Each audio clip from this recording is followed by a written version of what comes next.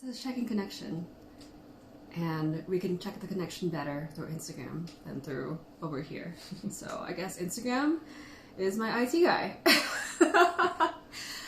Welcome to our very on time, very 1 o'clock p.m. PST tea session today. I'm glad you guys are here. Thanks for waiting. I really appreciate you guys waiting for us. Yeah, we are connected. All right. So I gotta say thank you to Joe, our Cox guy, for helping us. Fish anywhere. Not fish anywhere, Joe, but Joe the Cox guy, who was like, oh, all you gotta do is just, oh, don't worry, it's an easy fix. Don't worry about it. I'm like, dude, I got some puerh to drink. The hell, dude. And while I'm waiting, I'm like, hey, you might as well join the Puerh Love Challenge while we're waiting for this thing to happen. Then you would understand why it's so important for us to be here right now. But, like you, Delphine, I wasn't able to convince him. He just, yeah, what's puerh? No, I didn't actually say that. If only I did. I kind of wish that I did.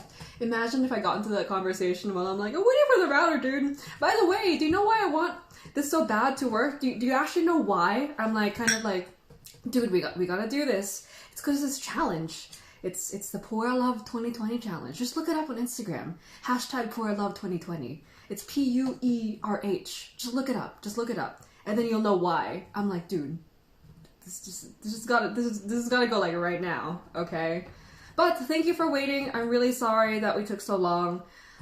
We don't have good enough mobile data to like support all y'all connecting from around the world. There's just too much tea love going on. But I know I'm nice and ready for you guys. Everything's all weighed out for once. So we can just dive right in. So thank you for waiting, especially y'all who are connecting from Europe. I know it's pretty late there. Ronan, I saw you over there. Thank you for staying up just a little bit longer with us. White Cloud World Teas is here. Eric. Avi from Thunderhawk 427. Who else is over here? Y'all just kind of like jumped in so fast that Instagram's like, so-and-so and 4 other people joined. Gabby's here. Jeremy, hashtag T-God is here. Jenny, Fantastic Claire, Henrique, Robin from RB Ceramics. Now I know your first name because you're all on Discord now. And Proud Champion and Shiloh from Nerve Orden. Yeah, welcome. Everything's weighed out, so you don't gotta watch me weigh out stuff. So today we are doing Nomi Shang. Today it's like I wanted to kind of like talk about shou puerh and the idea that cheap shou puerh at the very lowest level tends to just be the same. It's kind of like, we kind of just assume that shou puerh number 1, all of them kind of taste more or less more similar to each other than shang, I think. And then also when it's cheaper shou, that effect is even more kind of multiplied. But I think if we compare 3 shou puerhs of the lowest level, kind of like a flavored shou puerh, maybe we'll see if that thing is really true. Have you guys kind of ran into this where like we kind of assume that, shou is all earthy and sweet and kind of like just has a more similar flavor profile. And I think just in general, compared to shang puerh, shou puerh does have more similar flavor profiles, I think. You are often dealing with a process that is making the tea more well-rounded, more balanced, accelerating the process of fermentation. So for those of you who need a quick primer on shou versus shang, this darker looking stuff looks very different from the shang puerh we've been dealing with the past couple days, because it's been kind of like not artificially, let's not say that. It's been sped up a little bit. Shou puerh, I think shou or shou, you'll see it spelled S-H-U or S-H-O-U, means cooked. Just means it's been processed and kind of like they just wanted to get it danky and thick and sweet. It's actually developed as a way to copy how shang puerh gets over time. You all know this, but nice review. If you already know what the stuff is, maybe you can kind of practice talking about the difference between shang and shou. I have a problem when people talk too much about processing when we talk about teas, because if you're like, shou is like post-fermented and there's more boudoir because it's like in piles, and it's like someone who has no idea what puerh is is gonna be like, what the hell is pile fermentation? I don't know what that is, you know? I've seen just, you know, friendly banter here. I've seen some of my fellow tea educators be like, oh yeah, like oolong is, you know, oxidized and rolled and then, you know, like heat treated, and then puerh is post-fermented in piles from old arbor trees in Yunnan. And for someone who doesn't know about puerh, they'll be like, the thing that you said and then the post thing that you said, this stuff is just more earthy. They try to kind of make it kind of like, you know, like the cheaper cheese at the store. They want to make it super cheesy really early on. They kind of like do stuff to it to make it go faster. Yeah, that seems to kind of help people understand it a little bit more. I haven't really perfected my you know, explanation of puerh yet. So if you have any thoughts about how to do that, I think that's kind of good for us to talk about. You guys use the word composting. I use the word composting and then people go, whoa, you want me to drink composted tea? But I'll try it out some more. Yeah. Proud trans being, I'm doing the tuo chai I mentioned yesterday, grandpa style. It's perhaps the most difficult to not chew. Because you're getting leaf bits. Joe says, oh Joe, I'm so happy to have you back, Joe. Not Joe from Cox Cable Joe. You're my favorite Joe. To mimic how tea would end up after being carried through trade routes on horseback over months and months being rained all the way. I like that kind of image because I think it's easier for us to attach images to stuff. Yeah, that is kind of what you're trying to capture, like a feeling, right? So I think that's a good idea too. Let's get these started. Y'all are probably like, goodness gracious, Ree, I'm supposed to go to sleep already, and we're not even drinking tea yet. So again, this is nuo mi xiang. It's the sticky rice puers that a lot of you have had. Hands up for anyone who's had sticky rice puer. Probably a lot of you. Yeah? Sticky rice puer. It's called nuo mi xiang. Gosh, nuo mi xiang means sticky rice fragrance. Okay? Sticky rice fragrance. And yeah, it's not actually scented with rice. It's scented with this herb, which I'm going to show you in a little bit. I don't have the actual herb, you guys. I just have like the tea that's been compressed with it. It's got this stuff in it. See this? The white stuff? That's the sticky rice puer herb that they use. So it's not actually rice. It's just that this particular herb that grows in Yunnan has a sticky rice aroma. And from what I understand, it's pretty, you know, deep in the culture to use this stuff. It's like a herb that's very commonplace in the cooking, or the, I guess the what would you call it? The knowledge of herbs. It's very common for them. Charlo, maybe you can help me with some geography and naming stuff. I think the nuo in Nanwo is related to that nuo mi xiang. Don't quote me on that, but that's what I understood. Yeah, and it's supposed to be a cooling herb, and it is drunk during like the summer as a way to help cool off, because it's nice and sweet, but also kind of a little bit bitter and stuff. Yeah, so what I'm doing here, I'm just breaking off the cakes so that they infuse a little bit easier. Because if I drop these cakes down full, well, the outside is gonna infuse a little bit faster than the inside. I want them to be nice and broken up, especially for this chunk of cake here, okay? So we have 3 different nuo mi xiangs. Sorry, I'm just like getting my wits about myself. We'll call this A, B, and C. And the only difference is that they're from different brands. We'll have to dig into the cakes and the leaf material to see if there's a difference. So that's what I'm looking for. Do these 3 nuo mi xiang sticky rice puers taste different? Because, you know, when you make these sticky rice shou puers, they're seen as kind of like a, oh, you use relatively low grade shou puer to make them. They're not seen as a premium product. Joe says Gabby posted some sticky rice puer yesterday too. I agree. Yeah, so it's just seen as like a, oh, it's like a gateway shou puer. It's a gateway puer for people who don't really like the good stuff, the real stuff. I personally like it. And, you know, people in Yunnan drink it. So, you know, you don't gotta be like that.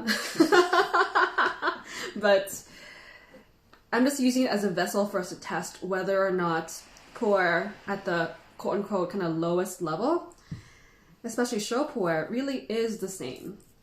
Because for me, if I see a sticky rice puerh on a site, I'm just like, oh, you know, it's just sticky rice puerh, no big deal. They do kind of look different. So these first two, A and B, both come in this kind of tulle format, bird's nest. These are around 4 grams each, 4.5 grams each. So I've weighed out all of these to be around 4.5 grams each. This one I cut in half earlier by accident, all right? So these look pretty similar. Let me show you the puerh that's not been broken up yet. I got too excited. I'm like, I want to drink some tea already. So it comes in these little twos. You can kind of see the herb right there. See that guy? Yeah, so unlike jasmine tea, they actually leave the herb inside the blend, I guess to make the flavor a little bit stronger. What does it smell like? It smells like sticky rice. I'm sorry, there's no other, like, you know, way to go about it. I guess if you guys have had, like, Thai mango sticky rice from a Thai restaurant, it's similar. Sweet. It's got that rice aroma, but again, it's not rice. It's just that herb, which I think is a member of the pandan family. That's another like really esoteric herb. But I grew up in pandan in the Philippines, so that's actually a very familiar smell to me.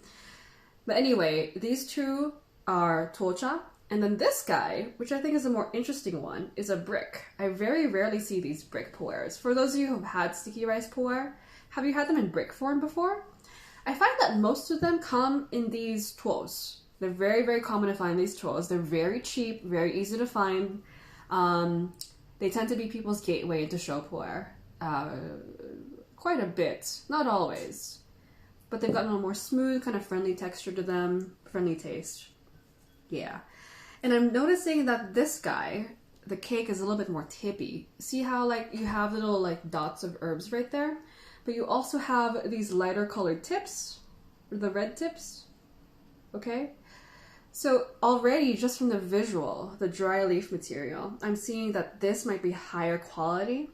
The tips of the puerh are seen as a kind of like higher quality, more premium leaf material, more expensive as well. The tips can make the tea taste a little bit more complex, more bright, more bittersweet. So I'm curious to see how that tastes. But already, we're seeing that no, not all cheap shou puerhs are made equal. Yeah, that's exciting. All right, we've broken them up. And yeah, we'll just brew them in a bowl, because I don't have 3 gaiwans that are exactly alike. I used to, but I broke them. All right, let's see. What have I missed out on? You guys are talking. Shiloh dropping knowledge as usual. Yeah, Shiloh dropping knowledge as usual. If you guys... Oh, there's still a couple hours for you to watch Shiloh's live stream from yesterday. If you save it to your stories, Shiloh. I think you did, because we were talking about it this morning on the Discord. He talked about Chaozhou style, Chaozhou style Gong Fu ceremony, which I've never practiced before. I've never seen before. I've seen little bits and pieces of it. They make a pretty strong tea. They even kind of like crush the dansong or, you know, roasted oolong leaves a little bit to kind of get more oomph out of the leaves. I've done bits and pieces of it here and there, but it's really interesting to see all of those kind of pieces come together into a specific Gong Fu ceremony. So I really recommend going over there afterwards. It's just really, really, really interesting. One of the most interesting live streams I've seen in a bit. Just so much new stuff. Yeah. Let's see. Gosh, you guys are like really talkative today. I'm glad. It's nice to talk about tea and not internet connections, you know? Let's see. Fantastic Clear, someone else who uses grandpa style. Yeah, we're actually a bunch of grandpa style friends over here. Tea Traveler, how's it going? I didn't say hello to you yet. Why Candon? All right. And then, let's see, Shiloh says, all the tea farmers he knew who make ripe puerh use shou when referring to it. Apparently the term shou is specific to the post-fermentation process. So I should be using shou instead. I've actually decided to go switch over to shou after the puerh practice or the puerh challenge, but maybe I should just switch right now. Don't worry, kettle's almost done boiling while I read all your guys' stuff. I am so amazed that y'all in Quebec haven't had sticky rice puerh before. Are you serious? Wow. Yeah, I agree with Jeremy. It's very nonsensical, kind of like straightforward, really easy drinking, really friendly. So if someone isn't super into the dunk puerh, it's nice to kind of ease them in because that earthy kind of rainy flavor matches well with the sweet, soft, kind of rice-like flavor. So yeah. And then let's see. I actually heard from Sohan too, Shiloh, that Nanwo has a lot of this herb here. That's actually where I got that connection about Nanwo and Nuomishan. Nanwo is a place in Yunnan. Lots of stuff. Goodness. But yeah, so many things to kind of unpack there. I will try to unpack it. First, let's go brew these guys. I will not rinse these. This is probably the first puerh in this puerh challenge, and I'm kind of like, oh, should I rinse it? Should I not? So I don't know where they're from. I don't know whose grubby hand's been on them besides my own. And, you know, I think that in general, these sticky rice puerhs tend to be made in a larger factory setting than a lot of the puerhs we tend to get. And there's nothing inherently wrong with a larger factory setting, but because it's blended already with something else, there's less of a chance for kind of like weird flavors to come through. So really, the cleaner the puerh, the more clean and like high the standard has to be in the factory for it to taste good. But if you're putting an herb in it, you're like, I mean, it's just gonna taste like sticky rice, right? Like, it's okay if you don't really baby the composting process too much. So I'm kind of wigged out, but I think we'll survive, right, Steven? I think we'll be okay. I think we'll be fine. I'm gonna preheat my spoons over here too, just so that they're nice and primed. Preheat everything. Maximize the complexity of your tea experience through hot spoons. That's a brand new sentence. Maximize the complexity of your tea experience through hot spoons. I think Reddit has a subreddit like that. Brand new sentence. But most of them are quite interesting brand new sentences. I think mine is just nerdy. Yeah. See, Danae from Camellia Streety says I made brown rice and mushrooms with sticky rice puerh a couple weeks ago. It was the only way I could get my family to eat brown rice. Interesting. Okay. Yeah. Cool, cool, cool. Let's try this out. Already, the colors look very different, don't they? See, this guy is very, very dark. Again, I weighed these out, so around 4.5. 4.5 grams. And yeah, that's very dark. That's pretty light. And this is the lightest color here. I need to, my flowers are so pretty, but there's just too many bowls in the way. Gotta kind of switch them around, get all the color intensity out there, because all of the color is kind of sinking down to the bottom. But even after doing that, this is the lightest color here, right? Yeah, I'm gonna get some little picture guys so you guys can see these. And then I'm gonna need to preheat those too. While I do this setup, let me know what you guys are drinking today. Again, it better be puerh, or you shouldn't be in this live stream. You're forgiven if you just start puerh right now. I'm not gonna be mad. You guys had an extra 40 minutes to get your puerh together, by the way. So in the 40-minute interim that you're like, where's Ree? It's supposed to be, it's 1 p.m. I stayed up for this. What the hell? You should already have some puerh going. You should be like halfway through a puerh already. Right, Jeremy? See, Jeremy's having a 2012 right puerh. Boom. So, yeah, and he's on 12 out of 7. What the hell? I'm only on 1 out of 7. Because again, I'm not counting puerhs that I do on live unless I do a dedicated session with them afterwards. I still have yet to do that with most of the puerhs I've had on live. Steven says, no, just count the ones on live. It's okay. I'm like, no, I'm busy. Like, I'm not getting everything I could be from the session. So that's why I'm kind of being picky about that. Wow, this is steeping up really nice and dark. I'm just gonna... I've never done that before. Woo! Wow, it's like taking a dip in the sauna, but the sauna's made of puerh. It's so dark. And then this guy, much different color. This is the lightest colored one. Okay. And then this one is also pretty dark. Wow, it's really dark. Holy crap. And again, I weighed these out. So the color intensity should, in theory, be coming from the leaf material. So A and C are the darkest. Ooh. My flowers. Are they still alive? Put them over here. Yeah. So A and C are the darkest. This one being the darker one, A. And then the brick is the second darkest. And then quite significantly, the one in the middle is the lightest color. I don't know what that means, so we'll have a test. Taste and test. It could be that they've been fermented a little bit differently. It could be different leaf material. And at the end, this is the benefit of having bowl brew. At the end, we'll be able to look at the leaves to see if the leaf material is actually different. Okay, I'm kind of nervous. These are like pools of dank I gotta dip my whole body into. You guys ready? Yeah.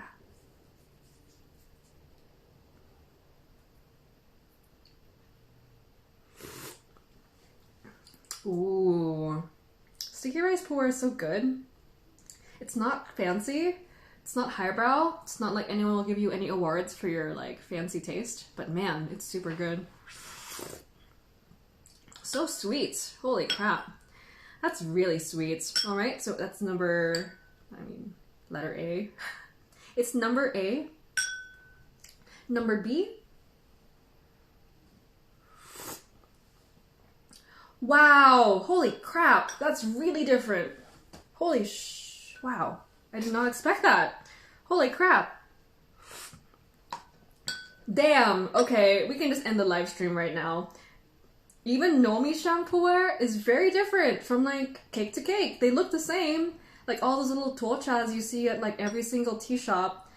You know, I mean, sticky rice puerh is pretty popular, so a lot of tea shops carry it as a kind of gateway tea or as a gift tea. I notice people like to give it as gifts. But those are very different teas. Holy crap. Wow. Okay, so why is it different? Whew. This one has a lot more sticky rice flavor going on. Wow. And this one has more puerh flavor going on. Does that help explain why this one is so light and this one's so dark? So we're seeing the effects of blending here. We talked about blending yesterday. The person who's at the helm of a tea factory will be like, do I want it 60% puerh or 70% puerh or 80% puerh? And then only 20% of the sticky rice leaf. Now I know the sticky rice leaf isn't tea leaves, but the same kind of concept. Whoever's designing these teas are two different people, I'm sure. And they've decided to kind of highlight different things, create different experiences in them. That's really interesting. Wow. Yeah, okay. So this last one. This is the interesting one. It's the one that's a brick. I've never seen a Nomichang brick before. This is my first time seeing a Nomichang brick. Sticky rice fragrance puerh brick. They usually come in these little toes, right, you guys? For those of you who have them at home, I bet you guys have the little tuochas, the little nest packets.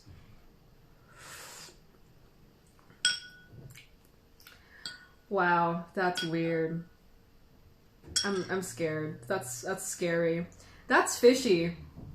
That's like having, that's weird. No, I don't want to think that way. It's like sticky rice, so there's rice, but I'm eating it with fish. Ooh, that's, it's been a long time since I picked up fish from a shou puerh, because I don't tend to like to buy low-grade shou. Maybe it's just the first.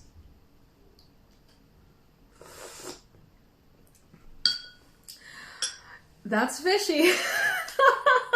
Oh my goodness. Wow. Okay. I can't help but just have another sip because I'm not sure if I'm fooling myself. Hey, Steven, what did... You should try some. Okay, so... I'm kind of having a moment here. So this one is the most tea-forward, more shou puerh taste, and the rice kind of just accents the taste of the shou puerh. This one is very, very strong on the rice aroma. If you like the rice aroma, yeah, this is a good one. It's just stronger flavor. I'm curious to see the leaf material that they use, but we'll see that later on when we drink down the tea a little bit so we can see the leaves. I'll try this one more time. I'm scared. Whew.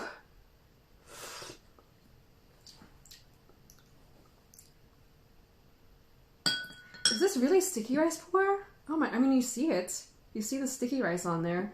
That's the first note I get from that is fish. It's not like stinky fish. It's more like, at least it's clean fish. Like, you know, like smoked salmon or something like that. But it's definitely fish. Wow. Okay. That's a curveball I didn't expect from this tasting. I'm sorry. I'm just kind of like, ooh. It's like, I don't know, you throw a party and you invite all your friends and you know who's gonna be there. And then you invite that one friend, you know, like Mary. And you're like, oh, Mary, you text her, Mary, come to the party on Saturday. And Mary's like, okay. And then Mary shows up and you're like, oh shit, not that Mary. Fuck, I invited the wrong Mary. And now you're like, what do I do? It's the Mary that, like, you know, drinks all the booze and, you know, opens the refrigerator and goes and looks for your stuff. And you're like, I invited you, but I shouldn't have invited you. I don't know what to think. It's almost like a train wreck. When you want to keep watching it, I just want to keep tasting it to see if it keeps happening. It's getting worse. Oh my god! You would think that shou puerh is supposed to be the easy one, right? I mean, sticky rice. Goodness, sticky rice is supposed to be the gateway puerh for a lot of people. Wow. I thought, see, this is the good thing about doing side-by-sides. You would think it looks like a pretty nice brick, right? Doesn't it look like a nice brick? It's got some, like, nice material to it. We'll talk about the grades of shou puerh in a future live later this week. But it's got, like, you know, tips. And that's more expensive leaf material. This was a more expensive cake. I don't know why it's so disgusting. It's just wrong. I don't mind puerh with more challenging flavors, but the sweet rice with, like, the fish skin going on, oh god, saying the word fish skin out loud is just disgusting. Oh god, it's getting worse. Oh my goodness, that's like sardines. It's not even like salmon, it's like sardines. You guys, we're supposed to be having a sticky rice puerh comparison, we're supposed to be talking about the grades, but this is just a show-stopping. Whew. Ugh. Ah, god. Okay, I'm gonna attempt to, like, get my wits back together. This is a weird day, you guys. Oh my god. Ooh. Ooh. Steven, you should try it. Shiloh's calling you out. I know, I see that. Ooh. Wow. Alright, I'll try it. You will try it? Okay. How about you try the first two first? Try the first two first. No, just use the spoons. It's fine. Okay. So what I'm doing now, I'm just tossing out all of the liquid so that we can look at the leaves, which is what I wanted to do anyway. Oh man, that's interesting. Hey, Eric did some tea eggs the other day. You should have used this puerh here. It's fishy. I haven't had a fishy puerh in a long time. That's why puerh is so scary. It's like, you trust, you pay the right price, and then still. Whew!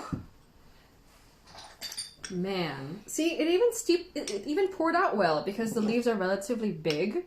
Like, nice leaf material, not too dusty.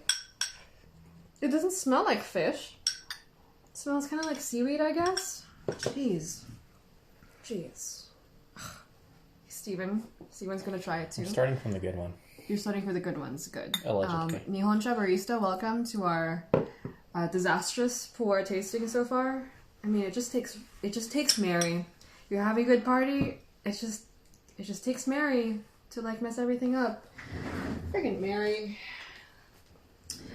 And Mary is our fishy pu'er here that we didn't invite to the party. Look how dark it is. Goodness gracious.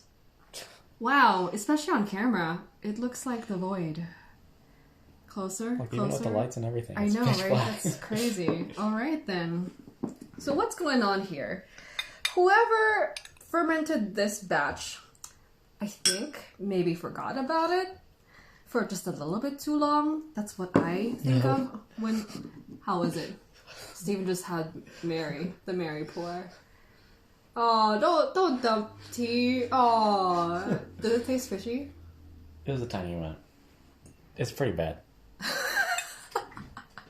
Yeah, so what's happening here is, we were talking about pu'er being like compost, and for those of you who compost, you gotta kind of like watch your compost to make sure it just doesn't go all over the place, right? If you do kombucha, you gotta do the same thing. I killed my kombucha, it just went overboard. Shou pu'er is a tricky process because you have to apply moisture to the leaves, right? We'll talk processing here now, in order to get the fermentation. Here, imagine like a big room, and you got like 3 tons of tea, and then the tea's gonna compost because you apply moisture to it, and then the natural microbiome of that place will kind of like get set onto the leaves. They're in piles, right? There are persons who need to go into the piles and turn them at the right moment so that you're developing the fermentation of the tea without it going like overboard. Also, if any of you ferment anything, you need to sanitize the area so that no weird stuff kind of goes into the microbiotic like composition of the tea. I don't know. Someone didn't do their job that day because that's just... It looks like good material, just someone messed up. I feel like I wasn't there, you know, but yeah, that's just something wrong. I don't know if my pu'er friends, is it acceptable for shou pu'er to have fishy smells like this? I think in this case, it's not acceptable because the idea is to bring out the sticky rice fragrance, right? It just doesn't seem like a match to me in terms of what they're trying to achieve. If you want a fishy pu'er, just don't blend sticky rice into it. I wonder almost if, like, you know, the boss of the tea factory was like, oh man, we messed up, let's make it into sticky rice pu'er, you know? But even if you're blending the herb into the tea, it's not enough to cover the fishy flavor. Goodness gracious. It's unfortunate because it is really nice material. You can see how well it breaks off compared to the other ones. It's kind of hard to see pu'er, but they are nice and tippy. Okay, and then these other two have more old leaves in them and more kind of like uneven colors. So what I'm looking for here is like the unevenness of the colors because it should be relatively even looking. I've got some stems, I've got some leaves over here, some green colored leaves. So the pile fermentation wasn't as even, but they didn't mess up. These are very, very dark, which tells me they're probably fermented a little bit more. Again, I'm no expert in pu'er processing. I'm just kind of like making assumptions and stuff like that about what we're seeing. The good thing is later on this week, by the way, we'll be bringing on some friends to talk about pu'er with us. And I'm going to have to ask one of them about the situation here. What causes that fishy flavor to happen in pu'er? I mean, we can just say it's a fermentation problem, but I want to know exactly why. Is it because someone messed up during the pile fermentation process? Is it because the factory was not sanitary, you know? And when you deal with bigger names, like you might have seen the factories like Dai or Xiaguan or Changtai, those are really famous pu'er factories. Sometimes they get a bad rap because you're like, oh, Menghai and Changtai and Xiaguan are so safe. They're like very safe choices. You know what those factories are going to put out. And they tend to be more expensive for being blended teas because you're paying for the brand name. But those guys are so big they're not gonna mess up like that. You know, let me tell you right now, this is not a Changtai or Menghai or Xiaguan brick. Those are big names, so they need to be able to do things right. So even if their stuff may not be the most like innovative, like cutting edge, artistic, amazing things in the world, I mean, this is very artistic, you know? I guess. You know they're gonna actually process the puerh in such a way that no one's gonna write to them and be like, hey, like that was funky, that was dank, in a bad way, okay? So yeah, the tuocha, these are like bigger factories here, and now I almost want to credit them because even if it's not the most fascinating flavor profile in the world, they know their stuff. You know, they know how to make it taste the way they want to. These guys, I don't know. Oh man, I just don't know. The brick smells okay. You know, it smells really clean and nice, and it hasn't been wet stored. I have no moisture here to wet store it. It's just, yeah, gosh. Sorry, I went off on wow. I'm just having a moment with Mary right here. I can't help but drink some more. It's just, again, so fascinatingly horrifying that I'm gonna pour myself another cup. Cheers. Sticky rice notes and fish notes. Goodness gracious. Yeah, so fantastic Claire. This might be the first time watching someone else deal with a bad tea. It happens, yeah. So this is why we do the lives. It's just interesting to share. I like fish. It's just so... Maybe I just gotta think about it a different way. Just... The sticky rice and the fish at the same time. It's just tripping me out. I'm gonna try. So she says, or he says, I'm not sure. I mean, you're Claire, right? I'm imagining. You're a lady, just tell me. I got this interesting seeming white tea that made me cringe with every sip, but I just kept on trying to salvage Instagram. Oh, trust me. I'm like, 2 weeks of this on Instagram Live, we're gonna run into some like, some weirdos for sure. TJ9, that awkward moment when you want to compost your tea leaves, but they're already composted. Yeah, Steven says fish skin was pretty much spot on. Yeah. Whew. Yeah. I don't know what to say. Carolina YG and T-Dad rituals. There we go. And Umami Tico, welcome to our puerh happening. Umami Tico, aren't you in Australia? It's really early over there. Yeah, we've been comparing 3 different sticky rice puerhs. Sticky rice puerh is again tends to be shou puerh or cooked puerh that's blended with an herb to get the sticky rice flavor. Did not expect this guy. Yeah, I agree with TJ that funkiness is normal. I can deal with funky, but there's a fish note there that's not supposed to be there. Oh my god, why do I keep doing this to myself? Whew. They can't be healthy, right? I'm gonna have to take a Yakult after this, Steven. Like some probiotics or something. Because whatever's in that is going into my gut now, and So, I've seen some people talk about how awesome the puerh they got is. It makes them go to the bathroom immediately. I've literally had people tell me this. You should have seen this puerh I got from my grandma. It makes you go to the bathroom immediately. It's amazing. It's so potent. I'm like, oh my god. And I can't blame them. It's not their fault. That the greater kind of like tea marketing sphere wants the tea to do stuff to you. So they equate an effect of any kind to the effectiveness of the tea. So yeah, I feel okay. Steven, you alright? Yep. Yeah, let's taste the other ones just to like, you know, give them some credit. The people who made those are actually doing a good job with those. Oh my goodness. What are you guys drinking? I don't know if anyone can top this funky thing I'm having today. But you can try. Let's go back to A. This is the one that tastes more like shou. And B, the one that tastes more like sticky rice. So different decisions that the processors made for these 2 teas. Oh, so much better. Oh my goodness. It's so nice to drink good tea. It's like really, really nice. Thank goodness for good tea. And for those of you who haven't had sticky rice pu'er, it's soft, it's sweet, there's very minimal bitterness from the ones I've had so far. There's a nice aftertaste from the sticky rice that comes through. It's very lovely.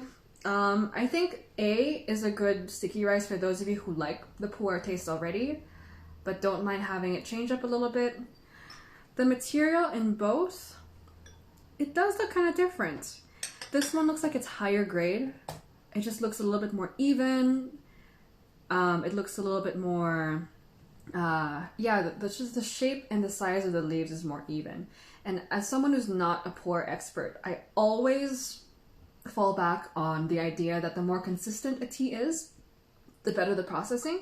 Because think about cooking. There's almost no situation where you want to have an inconsistent stir fry, right? Or inconsistent, like, tray of cookies. You want consistency. Consistency takes skill and mastery. So the more consistent I can see the leaves are, the better. And even for things like Darjeeling or shou pu'er, where there is going to be some blending or, you know, differences in the leaves naturally, is the inconsistency consistent, right? Like, does the Darjeeling have a pretty consistent level of some red leaves and some green leaves? If it's like, oh, there's a green leaf there and a red leaf there, oh, and that one's like pitch black, it looks like it's burned, and there's a white leaf and the yellow leaf just sticking out, that's just kind of like carelessness in the processing side. And you can see that here, where there's some like yellow bits, there's like a yellow stem there, there's some green, there's like a pale green stem, okay? Look at how pale green this is. I'm gonna put it on the leaf pile. Oh, you guys can't see it very much. Yeah, there it is. See how pale green that is? So just, I don't know, something was not as consistent in the processing of this tea compared to this tea. And as someone who is, again, not a certified pu'er expert, visually, this looks like the better tea. And also, taste-wise, this tastes like the better tea. So even if you've never been to Yunnan, maybe you've never seen tea processing before, you're still able to decide for yourself the way that, you know, the tea looks and the tea tastes can help you figure out if it's a good tea or not, you know? Even for teas you don't know very well, which is the case for me here with pu'er. The stuff I know about oolong can kind of be applied in a limited capacity to my understanding here. And then this guy, this is why tasting is important. This looks like very beautiful material. I mean, it's very consistent. It's extremely consistent. It looks gorgeous. It looks great. It's just... Someone messed up. I think maybe they went too far. You can see how dark the leaves are. When the leaves are super dark like that, they just went all the way. The fermentation rate is higher, and so they hit a point and forgot to stop. You know? You know what, though? I just realized, I wonder if these... I think I might be wrong. I think these lighter colored stems are not stems. I think they're the sticky rice pu'er. I mean, the sticky rice herb. So let me backtrack on that. That is the sticky rice herb. Yeah. But, so even if there are those lighter green bits from the sticky rice herb, overall still, the stuff that I know is tea looks a little bit less consistent. Just a little bit more coarse. Some reddish leaves, some brownish leaves, and this one here, which just looks more even. So even considering that, this just tastes better and looks better to me. Yeah. I'm like stunned. I'm sorry. I'm like trying to go into this just drinking some very friendly sticky rice pu'er. I didn't, you know, imagine. Let's have some of it again. What's interesting is that not only does it have the taste of fish skin, it has the texture and consistency of fish skin as well. It's a little bit oily. It's got a little like depth and chew to it, you know. Yeah, it's very much like an oily fish, like sardines or herring. It's very striking. And then at the very end, the Nomi-shan is there, almost like, hey guys, can I make the party better? Like, no, Mary ruined it. It's over. You can just go home. Ooh, especially after having those two. They're just so disgusting. Save me. Oh, man. Puerh love 2020. This is not the puerh I love. Yeah. Wow. Some teas are just so bad. You just want to go home and just, yeah.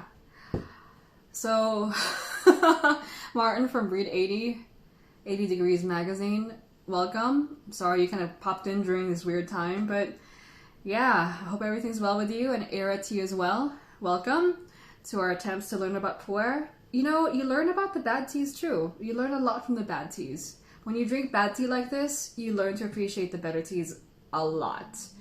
You can see just how bad it can get. So when you find something that's actually really, really well made, you just appreciate so much more. Yeah. Shiloh says Denong's aged shou is cleanly aged. It has one of the most balanced shou puerh I've had. Yeah, I like Denong stuff for sure. Yeah. Anyway, I think I will sign off here because this fish catastrophe is just too much for me to handle. I need to go think about some things. Yeah. If you have a puerh like this, you should keep it and gift it to people you don't like. And then they will never be into tea. And then you will never run into them on the tea Discord because they'll never be there. Just tell them that the really, really good shou puerh tastes like this. Isn't it amazing? And then they'll run away as fast as possible. And then on the off chance that they actually like it, you'll confirm that they're really weird. Or maybe they just like it. Now my stomach's kind of hurting a little bit. I'm going to sign off. Thank you for joining us for Puerh Love 2020. The journey is not just finding puerhs you love, but learning the puerhs you don't like so you can be more in love with the ones that are really good. Yeah. Thanks for joining us today. I'll see you guys in the Discord, and tomorrow, hopefully for some better teas, and the interviews we're doing later this week with the actual puerh experts. I'm really excited to share that list of incredible, amazing tea experts with you guys, friends of mine that I'm really lucky to have.